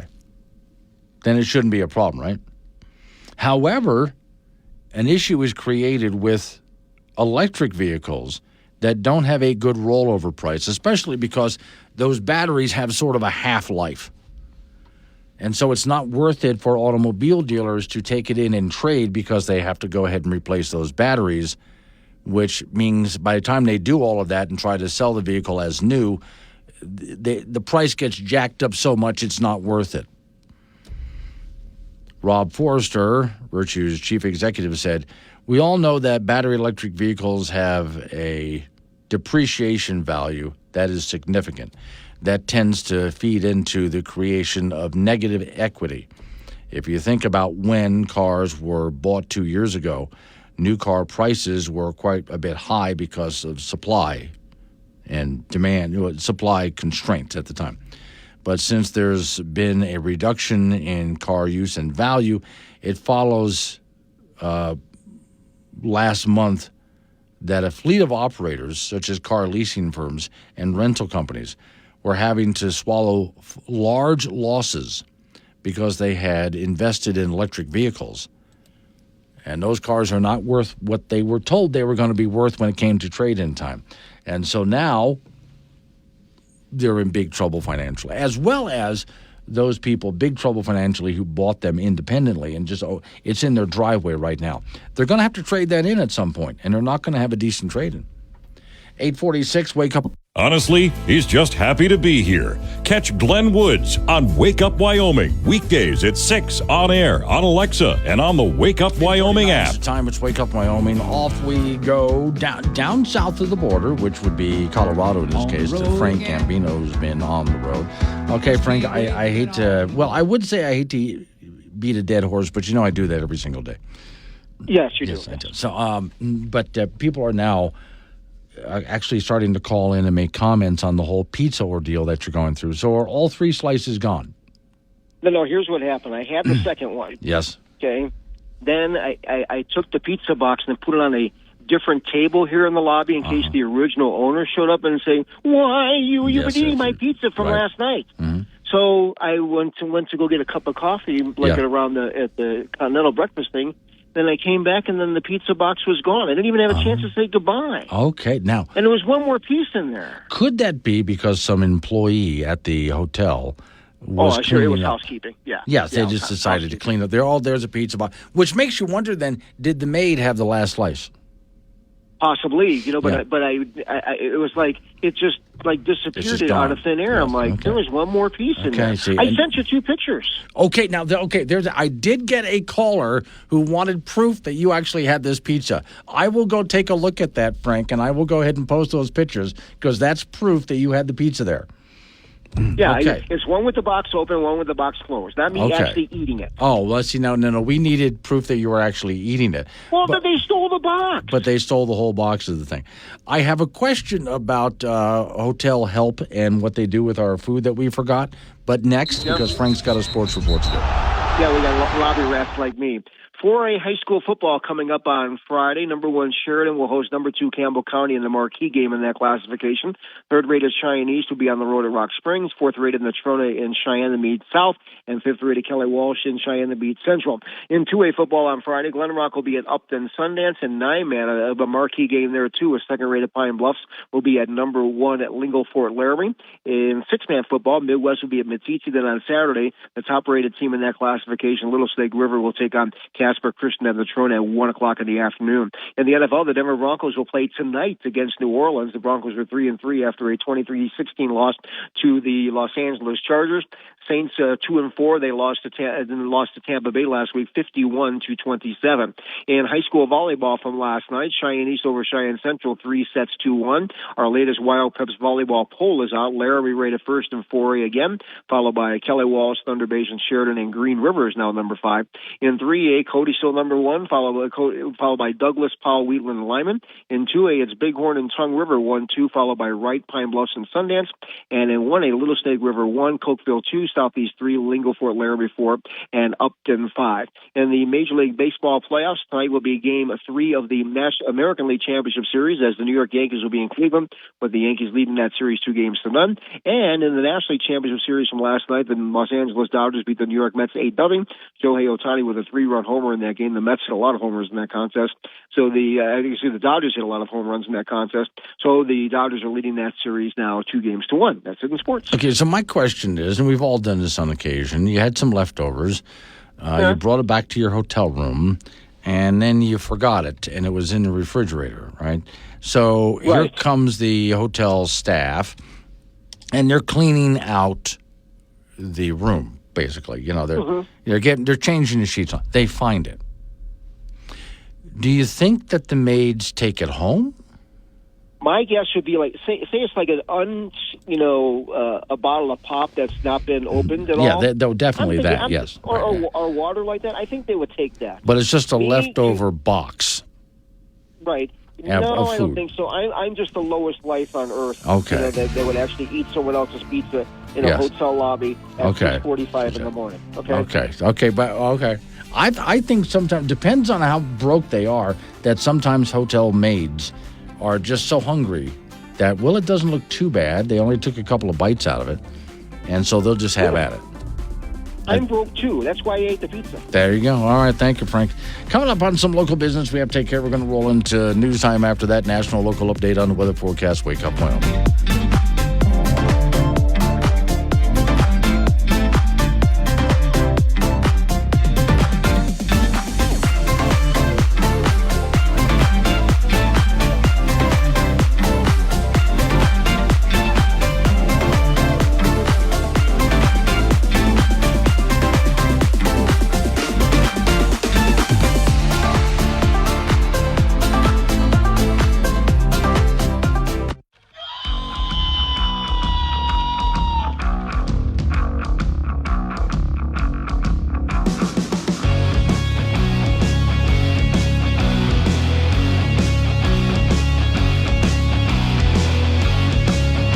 9:06 the time. It's Wake Up Wyoming. It is a Thursday, and I swear I can see the weekend from here. Today's show is sponsored by the Moneyless Money Clip.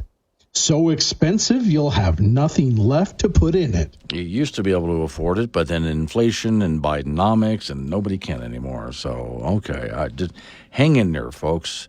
Hopefully we adjust it at the end of the election. Warning, this show contains reference to guns, liberty, limited government, low taxation, the cult of climate change, free thinking, cigar smoking, short people, rubber chickens, Karen's bureaucracy, liberal buzzwords, tour runs, traffic, toilets, terrible jokes, and more. No apologies will be issued. Guest callers may express any opinion they want without fear of being canceled. Unless you're a loudmouth jerk like Dave, then Glenn will hang up on you. Strap in, hold on to your coffee, and feel free to participate. This disclaimer does not refer to every person named Dave, just one particular Dave from San Francisco. We know a lot of Daves. They call this show all the time, and they're great people. So don't call this program and complain that we use your name. That would be a real Dave move, Dave. Okay, I'm going to have to say the name that makes heads explode. And some of you already know what name I'm going to say, but before I do this, I want to explain to those people who have not heard this why I do it. So we had a member of our House of Representatives. It's a very famous name. not saying her name yet. And she was actually very good for the country, very good for the state, and voted as a conservative, even with Donald Trump almost every single time. She was in line to be Speaker of the House, and I was hoping she would be. Then, after January 6th, she got on the bandwagon with the Democrats, and she's about as conservative as it comes, but even endorsed Kamala Harris. And just think that Donald Trump is poison. And we just have to make sure he never becomes president again. Well, now there's some more bad news for her. So Liz Cheney, the reason I play that is because there are those people, when I say her name, their heads just explode. It's not my commentary on Liz. It's just what I notice that happens. When I'm in Wyoming and I say Liz Cheney, that's what happens to people. So that's why I play that. Okay. Here's the headline. Liz Cheney accused of unethical behavior surrounding January 6th committee after a new text message has surfaced. Story says Liz Cheney is being accused of violating a legal ethical rule by being in contact with a former Trump administration official before she testified before the House January 6th committee. So not that before Liz testified, before this person testified, Liz contacted them. Republican Representative Barry Loudermilk. That's a name I would change. Loudermilk. Yeah, it's one word, louder, second part milk, Loudermilk. I would get rid of that if I had that as a name. All right.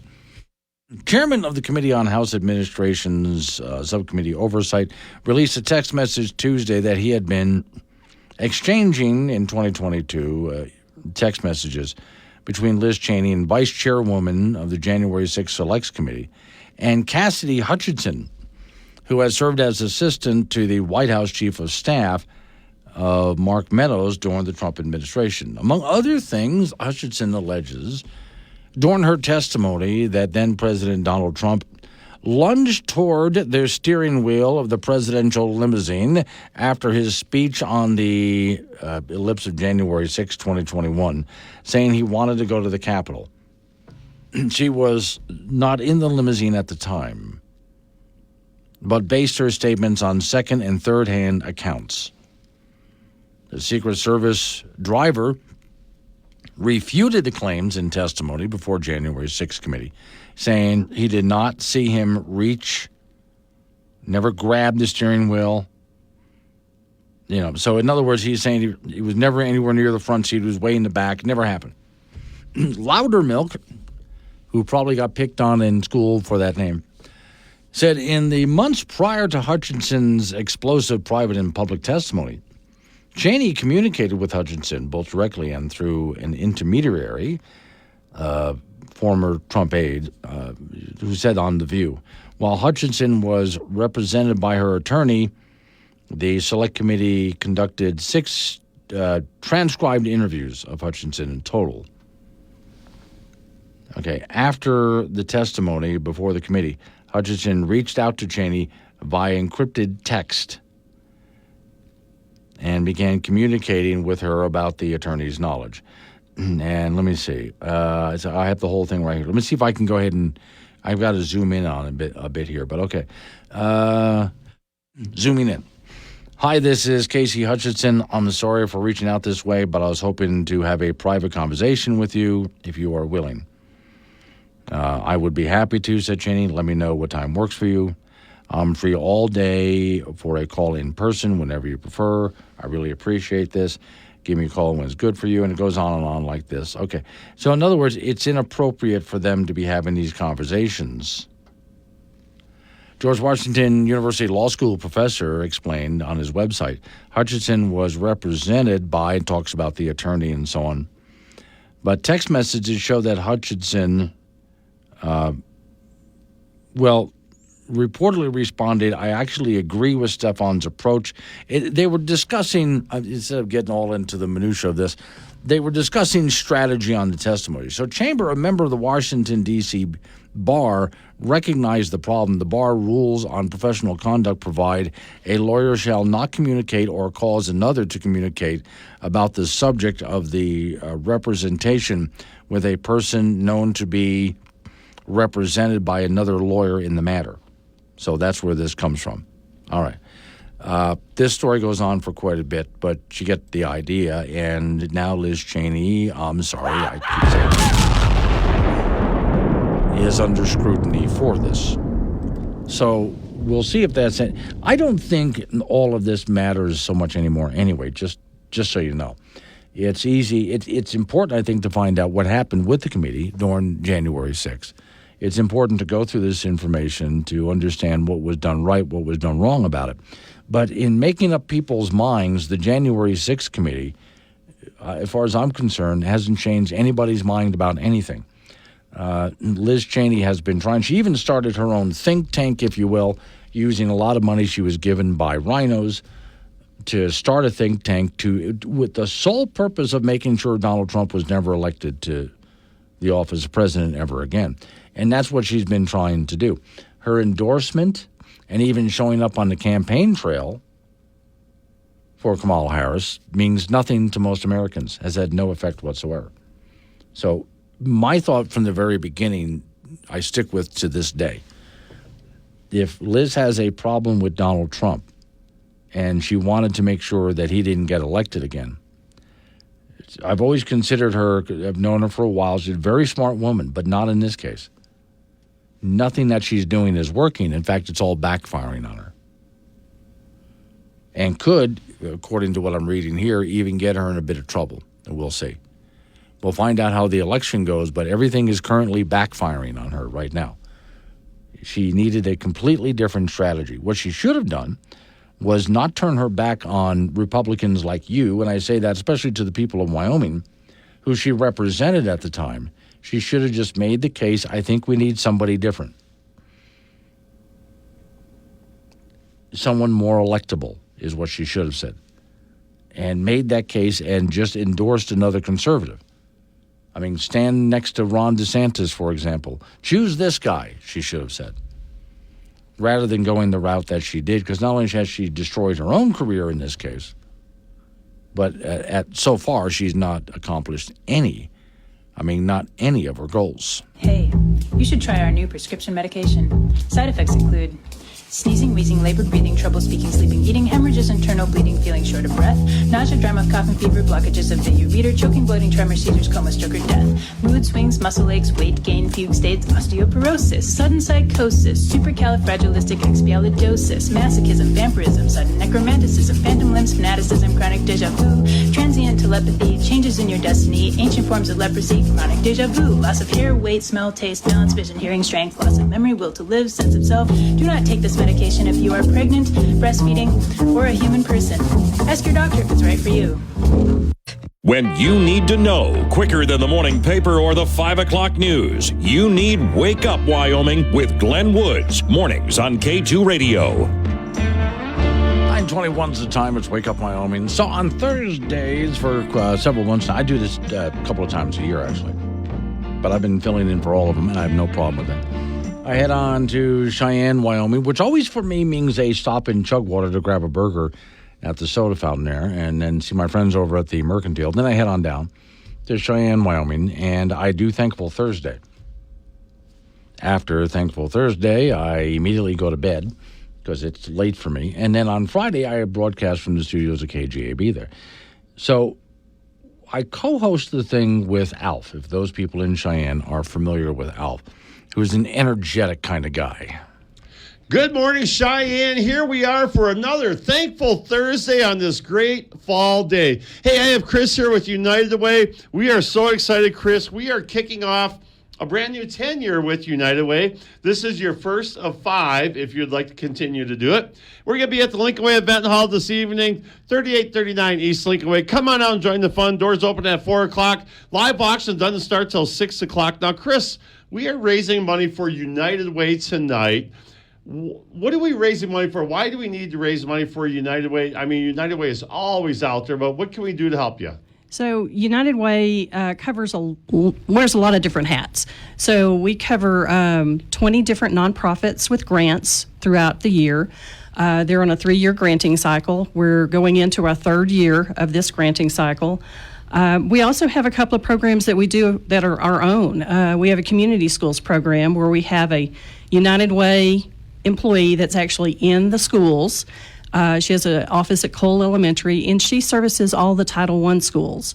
Then we also have a VITA program. It's Volunteer Income Tax Assistance Program. So if you're a qualifying individual or family member or family, you can get your taxes done for free if you make around $70,000 or less. Oh, I like that. A lot of people into qualify. that tax time. Yes. Well, I really like because, we help out a lot of nonprofits. Last week was veterans. But this week, like you said, you help so many different people right in the community. Mm-hmm. Now, like I said, the doors are going to open at 4 o'clock, live auction at 6 o'clock. Let's speak a little bit about that live auction. Give us a little teaser on a couple of your live auction items. We've got a lot of different baskets. We have one of our raffle items is actually a 4-night stay in Vegas. Oh, I like that. So for a $100 chance, there'll be 20 chances. So your odds are really good. And if it sells out really quick, we have the opportunity to sell it again. I like that. So we're excited about that. We've got a crazy rainbow fly fishing trip. They are a group out of Casper that will do a full day for two people. Fly fishing, you get like 3 different choices of where you want to go. And they feed you, they take you out. It's going to be an experience. It's going to be really nice. I like that. Yeah. All right, so it's going to all be tonight, raising money right here for United Way at Thankful Thursday. One last thing, if you're getting off work, you want to go home, grab something to eat, I think you said you got that covered. Yes, we have some amazing Italian food. So for $10 a ticket, you can come in and get your fill. All right, it's all going to be at the Lincoln Way Event Hall, 3839 East Lincoln Way. Doors are going to open shortly right here at 4 o'clock. Come on out and join the fun. We have card games, raffles, all kinds of great things, raising money for United Way right here in Laramie County. We will see you at the Lincoln Way Event Hall. And I'll be there as well with Alpha. It's always from 4 o'clock till 6 that I'm there, helping him host the event. Oh, now, by the way, since we've been talking this morning about Frank Gambino and the pizza, and he did send me a picture of the pizza. If you're late on this story, here's what happened. Frank went down to Colorado with his son to catch a concert. Good concert. They enjoyed it. Afterwards, Frank still has to do his morning sports segment with me. And so he's sitting in the lobby of this hotel. Now, since it's Frank Gambino, I don't expect him to get an expensive hotel. He's a cheapskate. So he gets into a hotel lobby, and he's sitting there on the couch, and he looks over next to him, and there's a pizza box, which he opens up and looks inside. He sent me pictures of it. There are 3 slices of pizza in there. Then he looks over to see what the hotel is serving as a continental breakfast. And it, as you would expect in a sucky hotel, they have a horrible continental breakfast. So he doesn't want that. But he'll take the old pizza. All right, so Mike from Leeds, South Dakota, why did Frank eat cold pizza? Wasn't there a microwave in the breakfast area? To which I answered to Mike, because cold pizza's great as breakfast in the morning. Have you ever done that? Even when it's room temperature, if you left a pizza box out overnight and you walk into your kitchen next morning and there's still a slice or 2 in there, that is a great breakfast. So I would have thoroughly enjoyed my own. Now, the question is, would you have eaten it out of a hotel that's been laying there all night? He ate 2 pieces, had to get up and leave for a moment, came back, and the box was gone.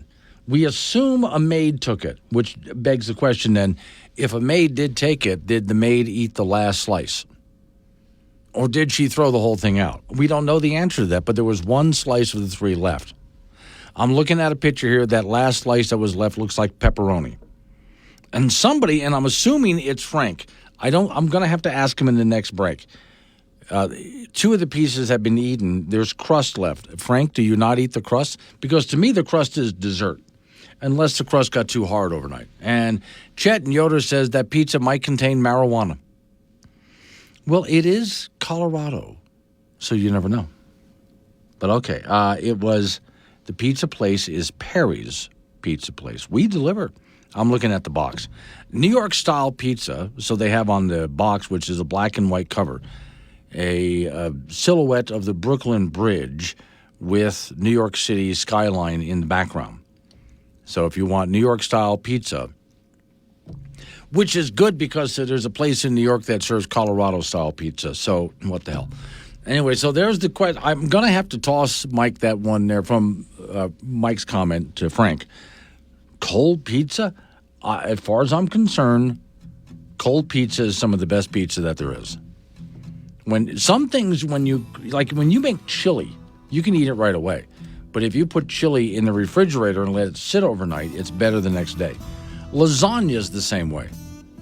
Pizza is the same way, and pizza can be very good served cold. So, sorry, Mike, have you never tried that? Or you did and you didn't like it? I'd be curious to know. Coming up on some local business that we have to take care of, we're going to roll into news time after that. National, local, no, wait, just local. Update on your weather forecast. More open phones. 888-97 Woods, the phone number. It's Wake Up Wyoming.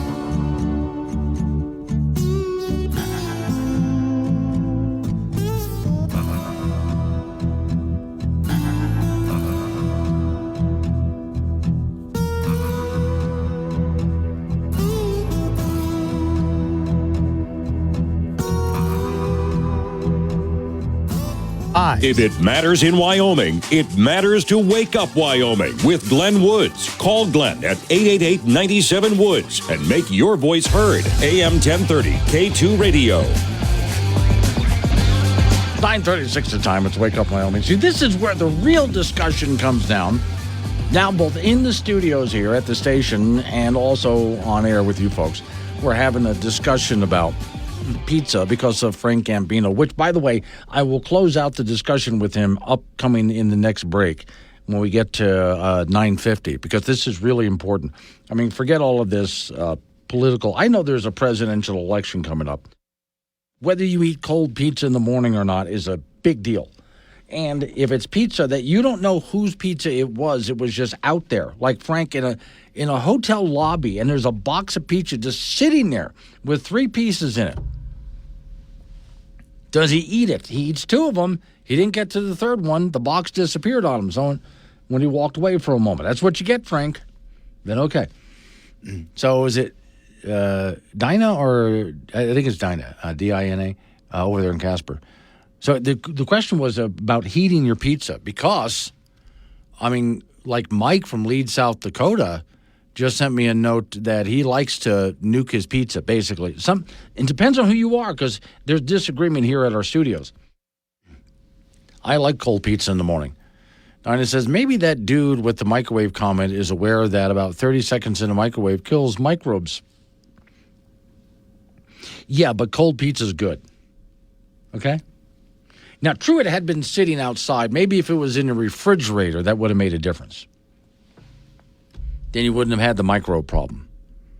But then again, penicillin's good for you, so what the hell? All right. On that note, get a load of this story. So the cult of climate change is declaring war on your gardens. Growing your own fruit and veggies is destroying the planet. Yeah, your much prized food-growing citizens all over the world. Remember, way back World War II, we had the Victory Garden. Grow more food at home. Yeah. Anyway, growing your own food at home has 6 times the carbon footprint of regular agriculture, they say, according to was published in Nature magazine.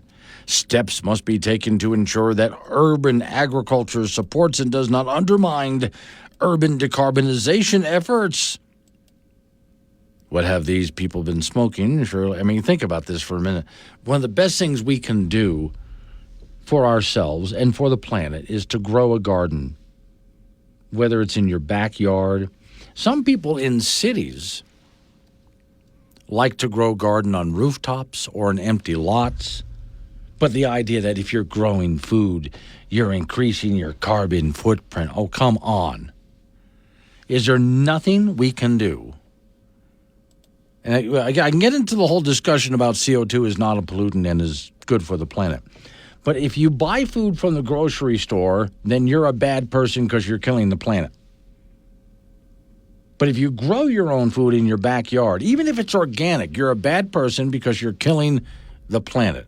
What are you supposed to do? Welcome to Wiggle Burgers. Would you like to see a menu? Sure, but I probably just want a rib burger and some fries. I'm in a hurry and I'm really hungry. You might like the grasshopper bacon bits or the mealworm arancini. Maybe try some worm salt soup. But wait, what the heck is the mescal worm salad? Oh, those little guys are great. We crushed them fresh this morning. You crushed? Have to do it while they're still larvae or there's that horrible crunching sound. Besides, most people don't like exoskeleton in their mouth. Just what the hell are you saving here? Sir, Wiggle Burgers is a bug restaurant. We serve only organic, sustainable bug and bug larvae. Gotta keep that carbon footprint down. Save the planet, you know? Oh, please tell me they brought Candy Canberra back. I don't understand. Yeah, you're probably too young for that television show. It was on back when a person had to get up and go change the channel.